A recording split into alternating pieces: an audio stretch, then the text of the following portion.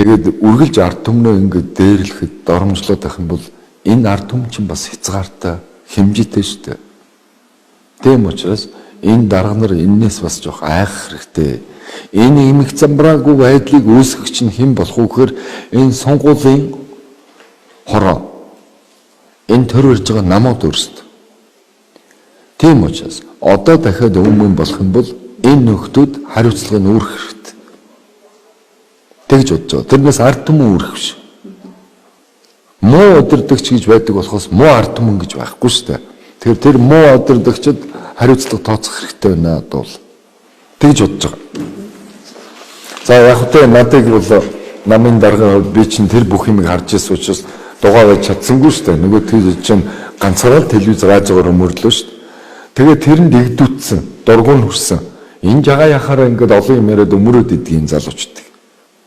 Тийм учраас надыг залхаан цэрлүүлж айлгахын тулд шорон давж хийсэн хэрэг байхгүй. Нэг 31 баривчилж. Би чинь тэгээд тех тусмаа улам чангарна шүү дээ. Улам их тэмцэх болно доо. Ер нь тэгээд ард түмнийхээ тэмцлийг нухчин дардсан удирдагч нар хол явдаг юм да. Өнөөдөр Саддам Хусейн байж л шүү дээ.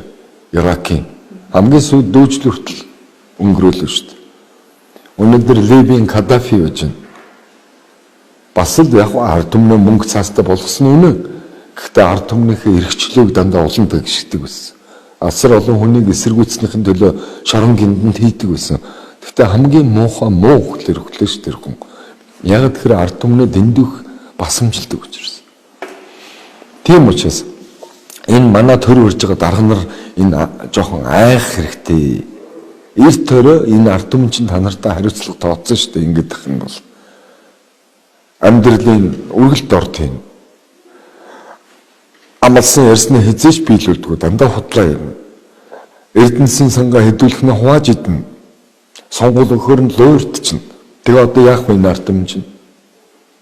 Тийм учраас энэ дарга нар жоохон боломжтой байл үгэн зүгээр л баг. Дараа нь эргээд энэ ард түмчийн эмх цамбраагүй байдал үүсгэж юм бол дараа нь тэрийг зогсооход хэцүү баг. Тэгээ миний намын дарга хувьд санаа зовж байгаа юм тэр.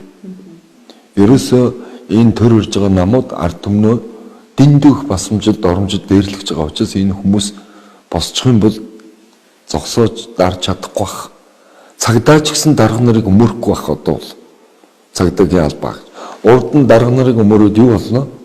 Өөртөө буруутаад эрүүгийн гэмт хэрэгтэн болж ял авсан шүү дээ. Цагдаагийн генерал нь хүртэл. Цагдаа гэдэг байгууллага хэн төлөө байгуулсан юм?